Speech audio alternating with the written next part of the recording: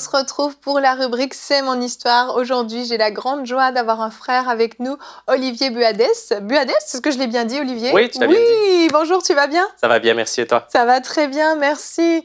Tu nous viens de la France, mais tu vis au Québec depuis combien d'années À maintenant? Gatineau maintenant et depuis 13 ans au Québec. Depuis 13 ans, donc oui, c'est vrai, Gatineau n'est pas au Québec. Pardon à tous les Québécois. C'est au Québec quand même? Ah bon, bah c'est bon alors. Ma géographie québécoise n'est pas très très bonne, comme tu le vois. Et aujourd'hui, tu viens nous raconter un bout de ton témoignage, de ton histoire de conversion et particulièrement en fait ce que Dieu a fait avec toi ensuite dans ta vie, ta marche avec le Seigneur et puis comment il s'est servi de toi dans la rue pour prier pour les malades, pour amener des personnes à Christ qui étaient simplement là sous tes yeux que Dieu t'envoyait et tu viens nous raconter cette histoire. Donc pour commencer, toi tu as grandi dans une famille avec un peu d'enseignement catholique, etc. Mais dans ta famille, il y avait également de l'occultisme, c'est ça? Oui, oui, ça a été mon background pendant les premières années, toute mon adolescence, jusqu'à l'âge de 23 ans à peu près. Tout ça, ça m'a donné une conviction que Dieu existe, que le monde spirituel est réel. J'avais eu des expériences dans ces domaines-là, mais jamais avec une conviction claire de la vérité. Souvent dans les milieux qui sont reliés à l'occultisme ou au New Age, toute la vérité est relative. C'est pas juste une vérité, mais plusieurs. Alors, j'avais la conviction qu'il y avait un Dieu, mais c'était moi, le Dieu, dans ma vie, réellement. Exactement. Et puis, chemin faisant, c'est ça, il y a des circonstances qui ont fait que finalement, tu as vraiment rencontré le Seigneur, tu lui as donné ta vie. Est-ce que tu veux nous partager un petit peu ce bout-là? À 23 ans, en fait, je suis rentré dans une saison où il y avait vraiment un besoin de changement dans ma vie. Ouais. J'avais pris beaucoup de mauvaises décisions, puis j'ai hérité des conséquences. Et il fallait que mon style de vie change. Il y avait beaucoup de fêtes, de consommation. En fait, je ne voyais pas de but. Je vivais simplement au jour le jour. Et c'est là que je me suis rappelé de Dieu. Assez pour dire, si tu existes, montre-moi qu'est-ce que je n'ai pas compris. Je crois en toi, mais je ne te vois pas du tout dans ma vie. Et quelques jours après cette prière, j'ai rencontré une personne en sortant de l'école avec qui je me suis lié d'amitié, qui était une chrétienne née de nouveau. C'est la première fois que j'entendais quelqu'un né de nouveau parler de Dieu, pas d'une manière intellectuelle, mais d'une manière relationnelle, plus comme si c'était un ami dans sa vie qui lui parlait. Exactement. Et je m'en suis moqué pendant plusieurs mois. J'étais têtu. Je n'ai pas vu la réponse à ma prière dans ces événements. Mais finalement, 4 mois et demi après, à travers une séquence d'événements, le Seigneur m'a conduit à la repentance. J'ai pu voir mes péchés, puis comprendre pourquoi il était mort pour moi. Tu as cédé à Dieu finalement. Oui. Cette personne en plus est devenue ta femme après, donc Oui. C'est merveilleux. Tu as été baptisé d'eau, tu as été baptisé du Saint-Esprit, Oui. tu as commencé à vivre une vie chrétienne, disons, normale si on veut, mais Dieu avait plus pour toi. Et il y a quelques années se sont écoulées et un jour à l'église, il y a un homme qui est venu et puis tu as découvert la guérison divine en fait. Oui. On a toujours été impliqués dans l'Église, dans différents ministères. On était fidèles dans nos choses. Mais ce jour-là, il y a 5 ans en arrière, quand cet homme est venu pour la 2e fois, le Seigneur se servait de lui pour un ministère de guérison puis de prophétie. Et ça m'a inspiré beaucoup de voir les dons spirituels qui étaient à l'œuvre comme ça. Et ce n'était pas vraiment la norme autour de moi. Mais cette 2e fois où il est venu, il a prié pour plusieurs qui ont été guéris, qui semblaient avoir été guéris sur le coup. Et moi, j'en faisais partie aussi. J'avais des problèmes, des douleurs chroniques dans mon dos depuis des années, qui ont été traitées par plusieurs médecins, mais ça revenait tout le temps. C'était jamais définitif. Puis quand cet homme a prié pour moi, c'est parti immédiatement. Wow. C'était un signe pour toi. C'était un signe, oui, puis ça m'a beaucoup inspiré, en fait, parce que d'autres autour de moi ont été guéris aussi. On a eu des témoignages d'un petit garçon qui a été guéri. À cause de ça, toute la famille est venue au Seigneur dans ce même temps. Et ça a déclenché quelque chose dans mon cœur, comme une soif de plus. En fait, je me rappelle être rentré à la maison en larmes après cet événement, puis en disant au Seigneur, Seigneur, si Christ est mort pour ça, pourquoi est-ce que c'est rare comme ça? Pourquoi est-ce qu'on voit ça 1 fois, 2 fois par an? Quand je lis les Écritures, ça semblait être quotidien. Et là, c'est ce cheminement qui a commencé de prière, de recherche dans les Écritures pour comprendre, au départ, la guérison.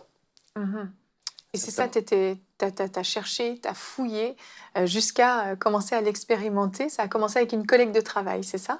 En fait, ça a commencé avant, pas avec une collègue de travail, mais à travers ces recherches-là, je me rendais compte que ce style de vie-là, en fait, la guérison faisait partie du style de vie de Christ et de ceux des disciples.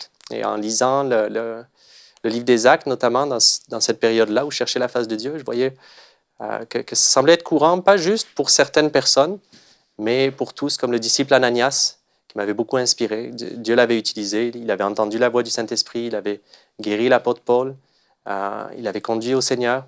Et c'était un simple disciple qui priait dans sa chambre. Alors, ça m'a donné la conviction que, OK, le livre des Actes, le christianisme du livre des Actes, si c'est la norme pour l'Église primitive, ce n'est pas la norme dans ma vie aujourd'hui. Et je voudrais que ça en fasse partie. Mhm. Et ce qui me challengeait, c'était de comprendre, de me dire, tu sais, oui, je crois qu'il y a des conférences, je crois à la guérison, maintenant je l'ai vécu. Je pourrais aller dans une conférence de guérison, mais c'est une chose de le vivre dans le cadre d'une conférence, c'est une autre chose de le vivre comme un style de vie, dans la vie de tous les jours. Tout à fait. Mm-hmm. Et comment tu l'as mis en place alors dans ta vie de tous les jours? Dans cette période de prière, quelqu'un m'a parlé de frères, de sœurs qui sortaient dans les rues, qui faisaient des vidéos. On pouvait trouver ça sur YouTube, qui priaient pour les malades et qui voyaient des résultats, qui voyaient des gens se tourner vers Christ. Alors j'ai regardé ça, puis c'est venu confronter certains de mes mindsets. Ça ressemblait à rien de ce que j'avais vécu, de ce que j'avais connu pendant des années, mais ça ressemblait beaucoup à certains récits que je pouvais voir dans les évangiles. Mm-hmm. Alors, tout ça m'a conduit à un point où je disais au Seigneur, Père, je veux le vivre. Envoie-moi des gens. Je suis introverti, mais aide-moi à passer par-dessus. Je veux voir si c'est vrai. Je veux l'expérimenter pour moi. Et le Seigneur est bon parce qu'il l'a fait. Ça a été facile d'aller? À partir de ce moment-là, il m'a envoyé des gens. C'est comme si mes yeux se sont ouverts tout à coup aux besoins autour de moi. Mm-hmm. Je passais devant, mais je n'y portais pas attention avant. Mais après cette prière, les yeux se sont ouverts. Puis là, ça n'a pas été facile du tout, non. Parce que j'ai découvert des peurs qui étaient là, qui m'empêchaient d'obéir au Seigneur, mais auxquelles je n'avais jamais été confronté, dans le fond, parce que je ne m'étais jamais identifié au fait qu'ils pouvaient s'attendre à de telles choses. Exactement. Donc, tu voyais les gens, tes yeux se sont ouverts, tu voyais les besoins, mais tu n'arrivais pas à y répondre, en fait. Tu partais. Si j'en voyais un à droite, j'allais à gauche. Mm-hmm. Pendant 3 semaines. Pendant 3 semaines, c'est ça. Tu as résisté à ça parce que la peur t'en empêchait. Tous les soirs, je rentrais, je me repentais, je disais, Seigneur, je te demande pardon, ça bloque, mais enlève l'incrédulité, enlève la peur, donne-moi une autre opportunité. Mm-hmm. Je veux faire ta volonté. Et comment ça s'est passé la première fois que tu as osé imposer les mains à quelqu'un? Simplement une personne, un moment inattendu, mais j'ai pensé à la repentance que j'allais vivre le soir si je n'allais pas voir cette personne. Alors j'ai fait demi-tour, je lui ai parlé, Mm-hmm. je lui ai proposé de la prière, il est parti à pleurer. Wow. Et j'ai pas vu de guérison pour le premier, mais simplement ces larmes, ça m'a inspiré. C'était déjà un signe quand même. Ouais. Et puis la deuxième personne vers qui je me suis dirigé après ça, à cause de l'inspiration, la deuxième personne, je l'ai vu être guérie. Cette personne avait un problème au genou. Et là, tu es rentré dans ce style de vie où vraiment, justement, tu prêchais l'évangile dans les rues, tu imposais les mains. Et il y a eu cette fameuse histoire ensuite avec ta collègue de travail. Je ne sais pas si tu veux la raconter. Oui, après, c'est imprégné comme du levain, en fait, au quotidien. Mais au travail, une collègue de travail avait des questions sur le Seigneur. Elle savait que j'étais chrétien. Alors, il y avait dans mon cœur de ne pas simplement en parler puis répondre aux questions, mais aussi de lui offrir l'opportunité de l'expérimenter. J'avais des problèmes de dos depuis des années. Alors, j'ai simplement offert de prier pour elle. Et c'est une des premières fois où j'ai vu une jambe allongée. C'est ça qui créait ces problèmes de dos. Et ses jambes qui étaient inégales, une d'entre elles a poussé. Et elle a été guérie. Quelques jours après, en revenant au travail, elle m'a dit hey, non seulement j'ai plus mal au dos, mais en plus, toute la peur que j'avais depuis des années, la peur est partie. Qu'est-ce que tu as fait? Wow. Et quelques mois après, on a vu cette personne-là se donner à Christ, en fait, au cours d'un repas avec sa famille. Simplement un repas autour de la table. Son mari avait été guéri aussi de plusieurs conditions qu'il avait dans son corps. Et quand ils ont entendu l'Évangile, les deux sont venus à la repentance. Puis c'était comme une histoire du livre des Actes. Là. On avait la conviction qu'ils croyaient, ils étaient prêts. Alors, toute cette famille s'était fait baptiser dans l'arrière-cour ce jour-là. C'est magnifique. On n'a plus beaucoup de temps, mais j'aimerais bien que tu racontes l'histoire de la dame qui était pratiquement paralytique, qui était dans cette petite chambre, ce petit appartement que tu avais visité. Simplement, cet endroit, beaucoup de besoins. Et cette dame nous a souhaité la bienvenue chez elle. Et elle vivait sur une chaise, en fait, quasiment paralysée à cause de problèmes de hanches. Elle vivait sur une chaise de bureau. Oh là là. Et elle était ouverte à la prière. Et pendant qu'on priait pour elle, pour la guérison de ses hanches, tout à coup, elle nous dit « Ah, mais j'entends une langue bizarre dans ma tête. » Elle sentait toute une chaleur sur elle à ce moment-là. C'était vraiment un moment spécial. Puis Puis on priait pour sa guérison. On a dit, mais laisse sortir les mots. Qu'est-ce que ça dit dans ta tête? Puis tout à coup, elle s'est mise à prier en langue. Alors qu'on priait pour sa guérison, le Seigneur l'a baptisée du Saint-Esprit. Wow. Et puis on a pu lui confirmer avec les Écritures, avec l'histoire du livre des Actes. Et c'est ça, et c'est devenu en fait vraiment une vraie disciple du Seigneur. Et puis elle avait une vie vraiment, elle vendait de la drogue, tu m'avais expliqué. Enfin, tu vois, elle avait vraiment une vie compliquée. Et puis Dieu a vraiment touché sa vie. Il y a beaucoup de besoins dans ce quartier-là. Puis on rencontre beaucoup de gens qui sont brisés, qu'on ne retrouve pas à l'église en temps normal. Mais en allant auprès d'eux, on a vu le Seigneur se manifester de manière inattendue. Exactement. Une autre, un jour, qui était sur la place publique, qui vivait des peurs, qui est venue chercher de la prière. Et en priant pour elle, je me sentais conduit à prier en langue pour sa libération en même temps. Puis pendant que je priais, tout à coup, elle ouvre ses yeux et elle dit « Je comprends ce que tu dis. Ça me dit dans ma tête. Fais-toi baptiser, tu vas être libéré. Fais-toi baptiser, tu vas être libéré. » Et puis, simplement, on est allé au lac avec cette personne. Elle s'est repentie. Elle a été libérée complètement. Elle s'est donnée au Seigneur. Puis elle a commencé à marcher avec lui. C'est magnifique, vraiment, vraiment. Il y a des personnes aussi qui ont décidé de jeter des livres de magie noire, des objets occultes, etc. Vous avez fait des formations aussi pour que d'autres personnes comme vous, en fait, décident d'aller dans la rue, de vivre cette vie de disciples des actes, finalement. Vous avez vraiment voulu communiquer ça. Il y a peut-être des gens qui nous écoutent en ce moment, Olivier, qui aimeraient eux aussi se lancer, mais ils ont des peurs, ils ont des limitations. Est-ce que tu veux bien prier pour eux quelques instants avant qu'on termine? Avec plaisir.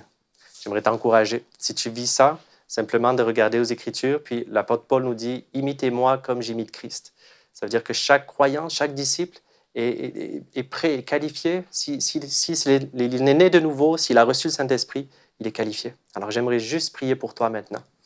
Et Père, je te prie pour chacun de mes frères, chacun de mes sœurs, partout dans la francophonie. Je te remercie de nous avoir placés dans un temps comme celui-ci, Père. Et je te remercie de ce que la moisson est prête et de ce qu'on te demande, Père, d'envoyer plus d'ouvriers dans la moisson. Alors, Seigneur, je te demande, suscite ces ouvriers partout dans la francophonie et au-delà, Seigneur, afin que ta parole retentisse maintenant. Et je prie pour chacun de mes frères, de mes sœurs qui écoutent cette émission aujourd'hui dans le nom de Jésus-Christ maintenant. On prend autorité sur toute forme de peur ou d'incrédulité qui a pu garder ton peuple captif jusqu'à ce jour. Et on brise ce joug maintenant. Dans le nom de Jésus, nous prions, Père, que tu remplisses chacun du Saint-Esprit. Que tu remplisses chacun du Saint-Esprit afin que ta parole soit annoncée avec audace. Étends ta main, Seigneur, afin qu'il se fasse des signes, des prodiges et des miracles, Seigneur, partout dans nos villes, dans nos régions, dans nos pays, Seigneur, et qu'on sache qu'il y a un Dieu vivant dans chacun des endroits où tu nous as placés. Père, nous bénissons ton nom et nous prions pour une récolte abondante, pour des disciples qui font des disciples, Seigneur, dans toute la francophonie. Père, on en veut plus. Que ton nom soit béni, Seigneur. Amen. Amen. Merci Olivier d'être venu nous partager un petit bout de ce que tu vis pratiquement au quotidien. Merci d'être venu allumer des feux dans ceux qui nous suivent et j'espère à la maison que ça vous a donné la motivation d'aller et de porter aussi du fruit. Merci Olivier. Merci Evelyne.